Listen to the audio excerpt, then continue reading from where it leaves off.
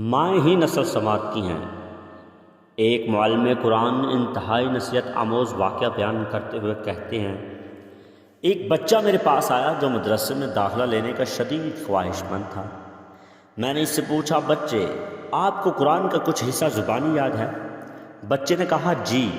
میں نے اس کا امتحان لیتے ہوئے کہا، پھر آپ مجھے 30واں پارہ سنائیں۔ اس نے مجھے 30واں پارہ زبانی سنا دیا۔ میں نے پوچھا، آپ کو سورہ ملک بھی یاد ہے؟ اس نے مجھے سورہ ملک بھی سنا دی۔ مجھے بڑا تعجب ہوا کہ اس چھوٹے سے بچے نے کامسنی کے باوجود قرآن کریم کا کچھ حصہ حفظ کیا ہوا ہے۔ میں نے اس سے سورہ نحل سنانے کو کہا تو اسے وہ بھی یاد تھی۔ جو وہ میرے سوالات کا جواب دے رہا تھا، میری حیرانی بڑھتی جا رہی تھی۔ میں نے سوچا کہ اب اس سے بڑی صورتوں کے متعلق پوچھتے ہیں۔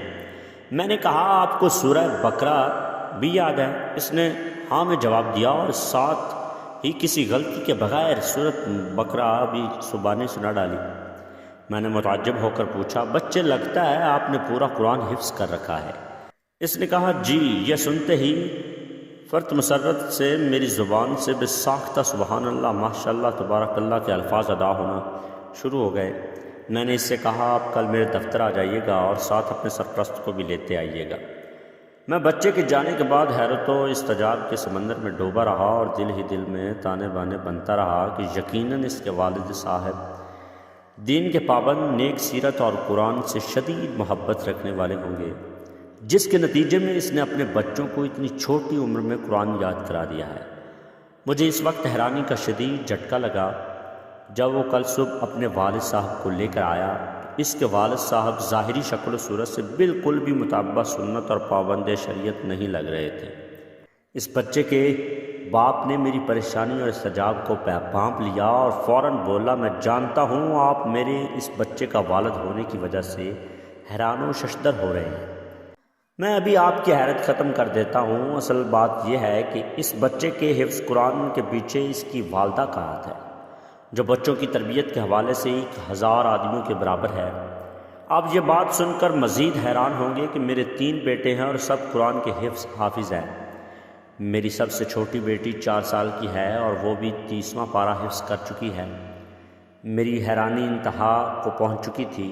میں نے پوچھا، یہ کیسے ممکن ہے؟ 4 سال کی بچی نے 30واں پارہ کیسے یاد کر لیا ہے؟ اس نے جواب دیا، بچوں کی والدہ کا طریقہ کار یہ ہے کہ جب بچہ بولنا شروع کرتا ہے تو وہ اسے قرآن یاد کروانا اور حفظ قرآن کا شوق دلانا شروع کر دیتی ہے۔ وہ بچوں کا مقابلہ کرواتی ہے اور کہتی ہے کہ جو سب سے پہلے یہ سورہ یاد کرے گا، رات کا کھانا اس کی پسند کا بنے گا۔ جو سب سے پہلے پارہ حفظ کرے گا، ہم ویکینڈ پر اس کی پسند کی جگہ جائیں گے۔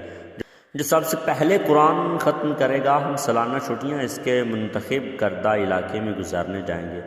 جو بچے اپنے اپنے شوق کی تکمیل کے لیے حفظ قرآن میں بڑھ چڑھ کر حصہ لیتے ہیں، جی ہاں، ایسی نیک مائیں ہی گھر سنوارتی ہیں۔ امام بخاری رحمۃ اللہ علیہ کے امیر المومنین فی الحدیث بننے کے پیچھے ان کی والدہ ہی کی کاوشیں تھیں۔ یاد رکھیے، نیک اور صالح عورت نصف معاشرہ نہیں ہوتی، بلکہ معاشرے کی بنیاد اور ستون ہوتی ہے۔ اگر مائیں امت بننے کا تہیہ کر لیں تو قوم کو بام عروج پر پہنچنے سے کوئی نہیں روک سکتا۔ یہ پیغام صدقہ جاریہ کے لیے شیئر ضرور کریں۔